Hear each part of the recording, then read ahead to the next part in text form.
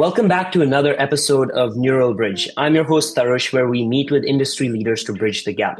Today we're here with Kirthiga Reddy. Kirthiga Reddy is an Indian-American businesswoman, board member, and CEO. She started at Silicon Graphics in the 1990s and since then has been heavily involved in the industry. She's had experience with companies like Motorola, where she was the director of Good India, to Facebook, where she was the first employee in India and eventually the managing director of Facebook India, where she actually was one of the key members for spearheading the company's growth. She was also a partner at SoftBank's Vision Fund, and she was the first female venture partner there. And currently, she's the co-founder and CEO of Verix, co-founder at Liftery, founding investment partner at F7 Ventures, and president of Athena SPACs. She has been recognized as one of India's top 50 most influential women and India's 25 most influential women. So she has also been on various boards and has been an advisor to various companies. So needless to say, I am very excited to have Kirthiga on the podcast today. Welcome, Kirthiga.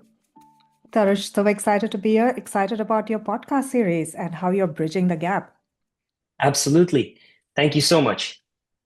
So let's get right into it.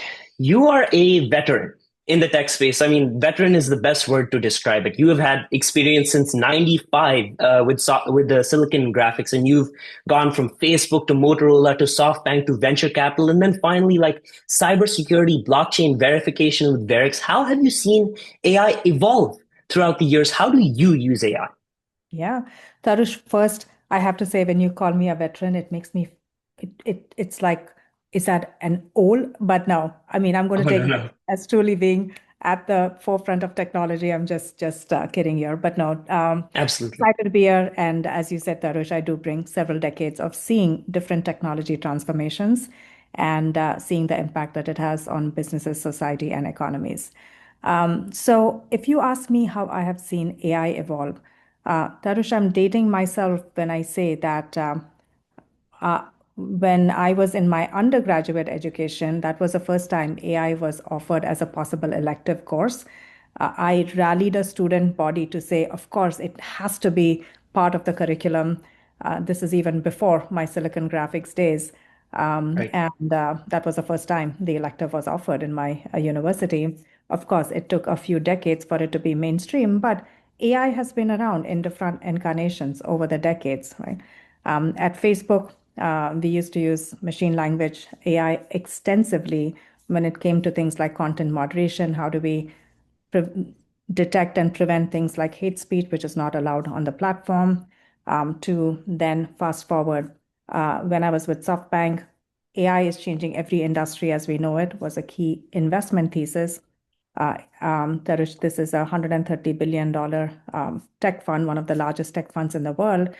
And we invested in everything from fintech to edtech to retail. And my specific focus was frontier tech as well as enterprise tech. So leading their first quantum computing investment, additive manufacturing, mental wellness, and the like. And then full circle back to what I'm building right now. And AI is very much a core of how we think about the world of or the need for trust. So at Verix, we believe that the question, is this real, is going to be the trillion-dollar opportunity in the age of AI. And then how is it that you use AI and blockchain to actually answer the question? So that's a little bit about how I've seen AI evolve, both as a student, then as an industry executive, tech executive, then on the investing side, and now as a founder, Tarush. Happy to dig deeper into any aspect of that. Absolutely. So, I mean, first things that I kind of want to draw attention to is you were ahead of the curve, like arguing with your student body to try to get AI as an elective as a student. I mean, that's incredible to think about because, I don't think anybody could have possibly predicted how in 30 years AI would have just shot up to something incredible. But I think it's very fascinating to see that as a student, you're passionate about learning about this innovative new technology. So one thing that I do want to ask you a little bit more about is if you were to specify one time where you like interacted with AI and you're like, okay, this is the absolute future. Where on your spectrum, where you would you say that happened? Would you say that happened as a student, where you were like, okay, this is something that's going to change the world, or was it later on? I would say it was later on, Tarish, in that, again, AI took its time to get to being as in every consumer's mind share, which is it today. And it certainly didn't start out that way. I would say that the first application among a few that really blew my mind was when Facebook Meta released a Facebook version for the visually impaired. So they Mm. used um, computer vision technology, AI technology, such that for those who are visually impaired, you could use a reader and it would recognize. So let's say someone took a picture of this podcast and posted it, and they said, had a great time listening to this podcast, and these were my takeaways. And they posted it on social media. Someone who's visually impaired, as they're scrolling their feed, it would actually recognize what's happening and it would verbalize and it would say, and this is a picture with Tarush and Kirtika, and they're having a conversation and they seem happy and they're smiling. So it was incredible to see how, as we think about making the world more open and connected, it enabled the visually impaired to be connected with their near and dear in ways that it was not possible before. So that was mind blowing for me, as was how it is that we're using, as I mentioned, the examples of keeping the community safe and trusted. How is it that we make sure content that does not adhere to community policies? At least 99% of it, in many cases, was detected and flagged just using AI. So that I would say it was in the meta timeframe that it truly actualized for me the real potential of AI. And then from there, it has been no turning back. Absolutely. I mean, some of the applications that you're talking about, like there is no technology. Sometimes, technologies are just building on prior infrastructures. Of course, AI still builds on previous infrastructures, but a technology like that just didn't exist before. Of course, there are innovations like faster, like ways to send emails, etc. But AI was that new step change where, things like these are happening that couldn't have possibly happened before. So I think you're absolutely spot on for identifying like that's a really fascinating aspect of things. Yeah, One, Tarush, another, yeah, go I'll ahead. add to it, and maybe I'll say two things, especially for the audience that's listening. About 2 years ago, Tarush, we had at TiCon and Thai Silicon Valley, we had a competition. We had entrepreneurs talking about the future of voice, and we had high school students send their application for how voice technology could be used. I remember the essay of Kyra Roy, who sent in her application from Mumbai, who spoke about a world that she visualized, where she said there could be, hundreds of people calling in from across the world into a conference, and each one of them could hear that particular conference in their language with all of the emotional inflections.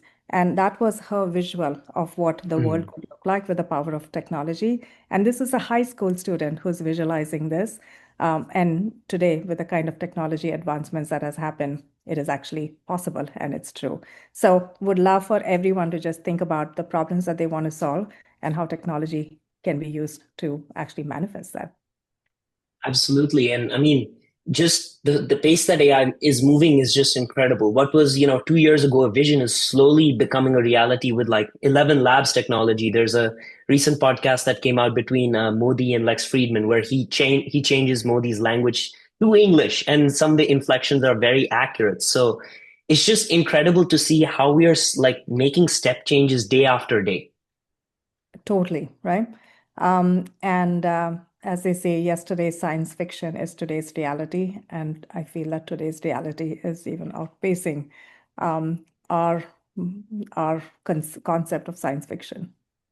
Absolutely. So, one more thing I do want to ask you is how do you personally use AI? Do you use ChatGPT? Do you use Gemini? Like what do you do with AI? Yeah, I use each one of these aspects that you mentioned, whether it's ChatGPT, whether it's Gemini, whether it's Perplexity, and it is almost an hourly interaction, if you may, from if there is a post that I'm writing. I use it to um, how is it that this might be received? Is it clear? Is it concise? Would you suggest options for me? So whether it's my writing is something that I use it for. I use it for strategy. If there Hmm. are five different directions or three different directions, um, using all of these different tools, you can do a complete and strategy analysis and help you think through the questions that you might not have thought about. Because what AI does is the ability to parse through so many different frameworks, a lot of the material that exists out there that is not practically possible by the human brain, and give you dimensions to think about. Most often, it helps validate 80% of what you've already been thinking about, but then it gives you a 20% set of new questions that it helps you noodle on. If you are looking for your next fundraise, again, you can interact with it and say, oh, if you were an investor, what questions would you have if this were the set of business parameters that I gave you? So really using it for helping me with my writing, help me think through strategy, helping me through my execution. All of these aspects are what I use the different tools for, Darish. I mean, that's a very comprehensive answer, and it's clear from that answer that you have been experimenting, as you said, for hours, just playing with these models and kind of seeing what are the new aspects that you can use them for. And I really like the take that you gave that you don't just use AI to answer questions, but to come up with new questions. Because I feel like sometimes that's something that's underutilized, where there are so many interesting questions that you ask, but how do you come up with those questions in the first place? That's something that I think is a very high level use of AI that many of the viewers of this podcast could absolutely pick up on. Totally.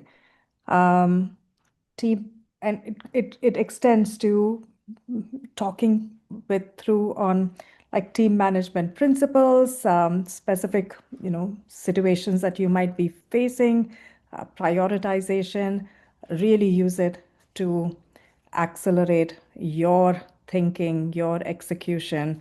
And there is a term of using it as almost like your digital twin, your how is it that you can use it as your superpower as you go about your day to day? That's right. Yeah. It's literally a superpower at this point. Totally.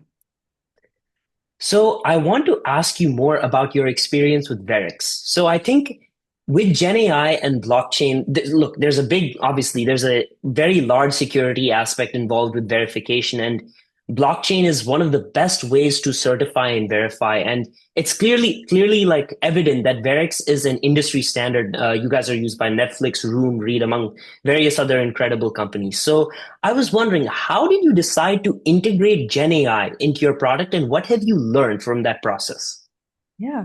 So Tarish, Verix is an end-to-end AI-enabled blockchain platform that lets any enterprise, organization, academic, university, NGO, government organization to go from designing credentials to issuing it to managing it to doing real-time analytics.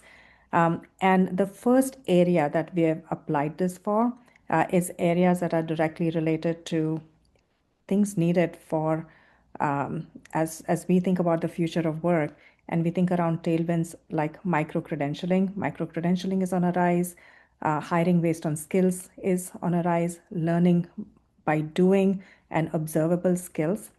If you think about all of that and then conceptualize, say, your LinkedIn feed, where people have reported on things that they have done, how do you really know what is true and what is not true, right? So that's the first place that we are anchoring. And our mental model is just like how DocuSign changed how signature handling was done and made it really simple. How is it that we can be that verification layer that makes it really easy for someone to have trusted credentials in these areas, right? And as you said, blockchain is a immutable permanent ledger that makes it really easy for an organization to be able to use our infrastructure to deliver on this promise. And excited for organizations like Netflix. Netflix actually used us for credentialing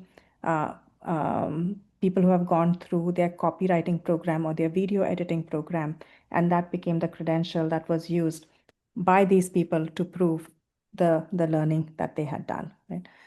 Room to read, a very close relative of verification is recognition. So people use us for recognition as well. So Room to Read uses it to recognize their volunteers, their sponsors, and it's a multi-pronged program that Room to Read uses us for. Where does Gen AI? I would say the question, there are two questions. Where does Gen AI played a role and where has AI played a role? So we actually we use Gen AI throughout the process. So how is it that you design these credential certificates, if you may? How is it that we come up with the right text around the credentialing from the creation to the sharing aspect of it? So it's almost immersive throughout the product in terms of where GenAI is used, and it has helped us significantly reduce the time frame that it takes for organization. So people report like 50+% saving in terms of the time that they took to go from this end-to-end process. AI is also used throughout the process, including in terms of analytics, like what is happening, who's this resonating with? If you have a particular certificate, what are the skills that can be inferred from this? What is the next steps that they should take from this journey? People use us for awards. So same thing, how is it you know which award to apply for and you construct your application? So whether it's AI or Gen AI, it's extensively used throughout the whole process of providing trust in the ecosystem, which we believe is going to be the trillion-dollar question. The question, is this real, is the most important question in this age of AI. Absolutely. I mean, I feel like there was a time frame where, of course, there were concerns about the reality of many things, but with AI, it's just getting better and better and better. And there's going to come a point where just as important as the performance of your product or, how experienced you are is how you convey that in a way that's confirmable. So I think your trillion-dollar question absolutely needs to be answered in a way that everybody feels comfortable with, which is why I think what Verix is doing is very forward looking.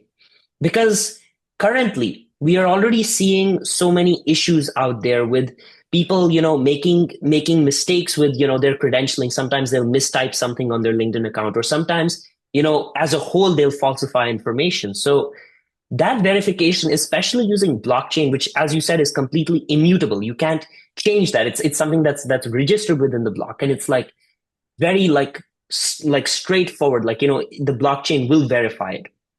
By using that, you're just completely Yeah. adding that new like focused layer. So that's like great.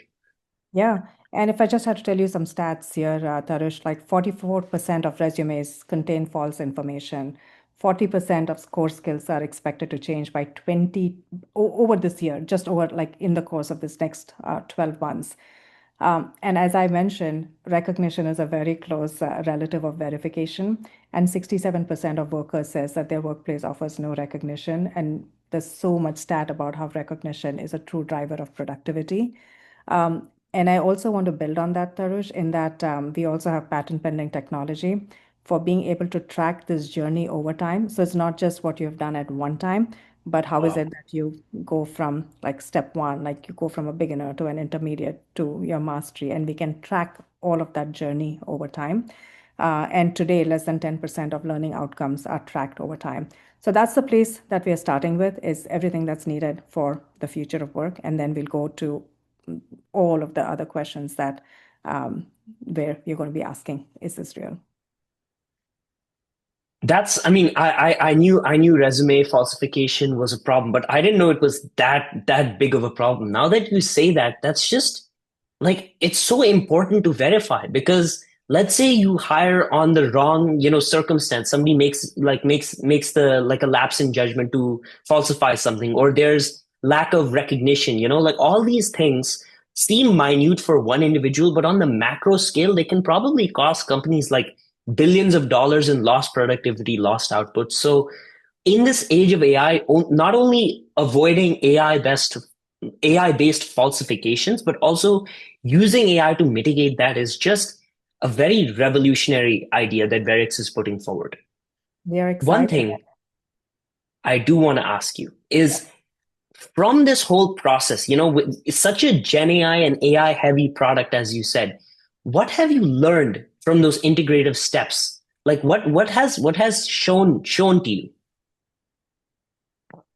I would say one is to stick with it in that your first set of outputs might make you think, really, where am I going with this? Is this do we go back and default to the previous ways of doing things, but stick with it? And it could take 3 weeks, it could take 3 months, but the power of where you get if you stick with it is going to be so much further than any kind of the way it was done before. So don't give up on it too early. That's one. Two, technology is changing at such a rapid pace. So that's another aspect in terms of thinking through how are you going to stay on top of it. Build your communities of people who are in the sectors that you're in so that you can be sharing with each other and really bringing the best of technology forward. I'd say the other aspect is also on the expertise side, Tarush. Um, um, and so there's only so much like core AI native first technology experts available, and making sure that you're integrating those AI first technology experts, but also investing heavily in bringing the rest of your technology staff ahead of the trends. It takes me back to the Facebook days when Facebook started. It was largely a desktop company, and then the mobile shift happened, and there was this intense effort in training people to go from desktop technology to mobile technology. So we're going to have to make sure that we're investing in both.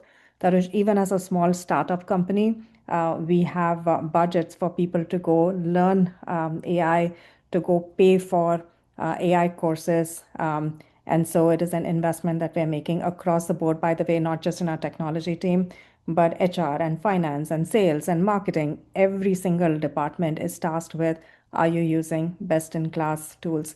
It's very easy for people to just check box and say, yes, I'm using AI, which is a very different question from, are you best in class? And you really want to strive to be best in class in these areas. Otherwise, you're going to be left behind.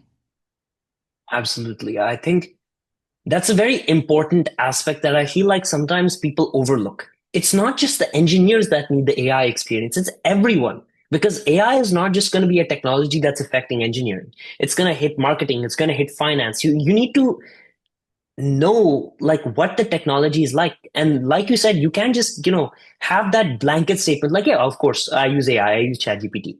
Okay, great. How are you the best in your class? How are you demonstrating that? So making sure that you have that AI forward mindset, of course, while maintaining your understanding of your industry, is very critical. And I appreciate the fact that Verix is placing a critical focus on that lens, because going to be very important moving forward.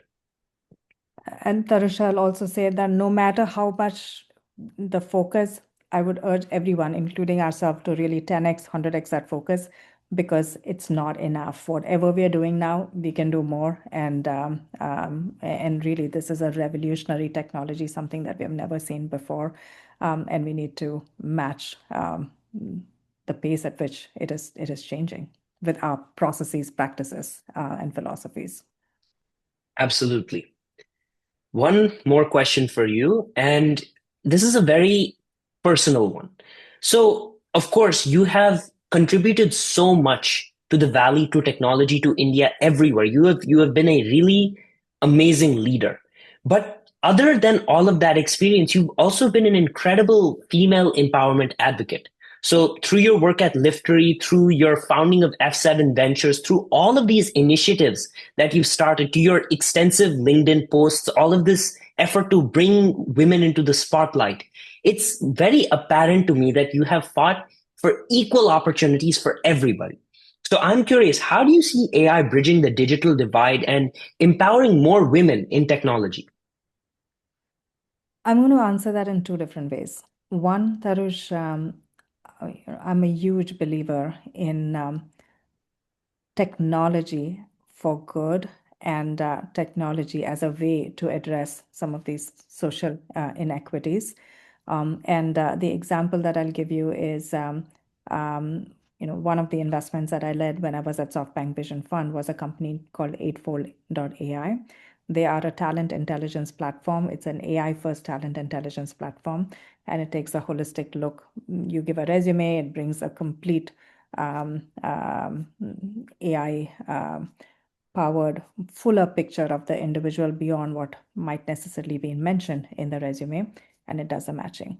The other thing that it does is, as if a company uses it, which is again their go-to-market motion. If you, Arish, and if I, we apply for a role on that company's website, the matching will actually surface the 5 roles or the 3 roles that are most appropriate for you.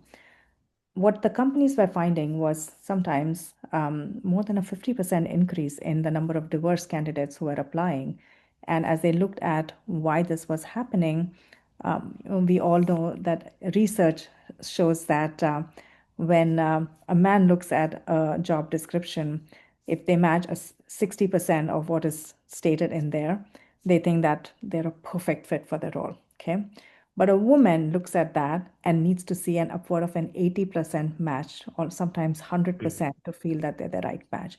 So what was happening was that the tool was surfacing roles where diverse candidates were responding to it and saying, really, you think I am the right fit for this role? I would have never dreamt about applying for this role if you hadn't suggested it to me, right? So Mm. this is a beautiful example of how actually technology can be used to take away the biases and tell you about the roles and people might not have applied for because of the biases that they had in their mind. So that's one. So that's an example of how technology can be used to address these biases. On the other hand, Tarush, I would say there's a lot that still needs to be done in terms of AI and equity. Yes, I'm really delighted about an initiative that Verix has launched with the support of the principal scientific advisor of the government of India to recognize, empower, and grow the women in AI in India community. And we're doing this in partnership with incredible organizations like Inc. Women Foundation, with the support of massive industry organizations like CII, NASCOM, and the like, and global organizations like SHITIO and NAI3. And the goal there, Tarush, is we are already beginning to see differences between men and women in AI, whether it is in research or the number of academic papers or the number of women engineers in the largest organizations like Meta and Google. They're far from the 50-50 that they need to be. So we're delighted to be trying to focus on that from the very beginning. India is positioning itself to be an AI global talent powerhouse, and we need to make sure that women are not left behind. So one, there's a lot that can be done with technology. On the other, if we don't focus on it right now at the very beginning, we're going to end up in the same situation like World Economic Forum is projecting 134 years to close the global gender equity gap. We're going to have the same issue in closing the global AI gender gap if we don't focus on it right now. So it really urges each one of us to be ultra focused at the very beginning so that we don't have that kind of a gap. That's right. I mean, if we don't start now, we are going to see what we saw historically, where when you get started later, there's already a gap. And then trying to bridge that gap is just so much harder than just starting now and keeping that same energy, keeping that same effort now. So I mean, that's a very pertinent insight. And I think that's something that we need to improve on as an industry, like across the entire world. We need to be very, very focused on that aspect of things, making sure that there is no gap at the beginning, because bridging that gap is pretty challenging. Totally. And Tarush, I know you mentioned my work at F7. We started F7 because we saw how few in female investors there are on cap tables, and we said we needed to bridge that gap. Back to the disparity on when women apply and men apply, there also seems to be this misperception about investing that you need to have very, very large bank balances in order to do things like Mm. angel investing. Tarush, for Verix, we raised over 9 million for in venture funding. The smallest check that we took was a $3,000 check. And that was from, a woman who was early in her career journey, but really wanted to build her investing career. And so and yes, that's also a material amount, but some people think that you need to have like hundreds of $1,000s or millions of dollars in order to do angel investing, and that's not the case. So really would encourage everyone to start early in all of these aspects, whether it's technology, whether it's investing, and really exploring the different areas for economic growth. That's absolutely correct. Yeah. You can start at any point. You don't, it's not, there are always these misconceptions that, are put out by pop culture. They're put out by, things that you hear, right? That you can't get started. You can absolutely get started. And I think that's one way the Valley is good, and it's getting better where, it's making it easier for people who are just getting started to get started. So I like what you said there. Awesome. And same thing on the technology side. Everyone might feel it, and as a technologist, I would say sometimes it feels overwhelming. Hmm. The pace of change. So I fully empathize with how overwhelming all of this can be, but just breaking it down into bite-sized chunks.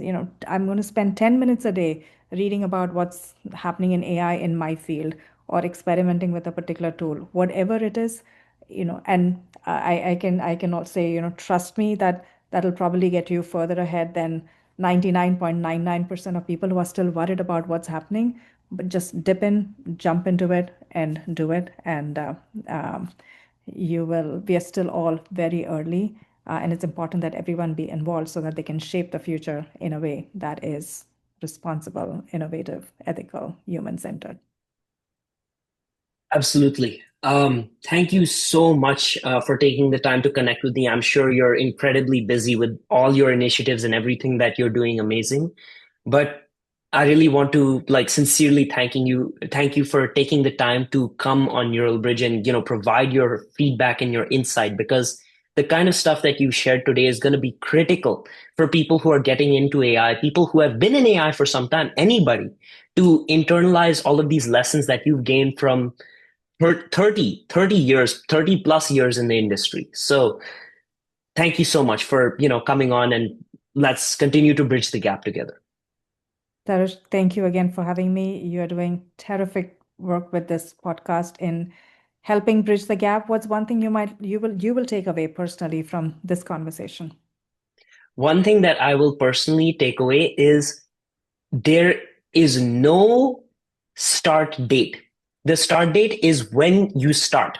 You don't get to wait, right? It's daunting to get started, but it's best to just jump in. Just do it, because like you said, you'll be put ahead of 99.99% of people if you just take the dive. Just take the dive and just start. So I think that's one thing that I'm going to very much keep in mind. Awesome.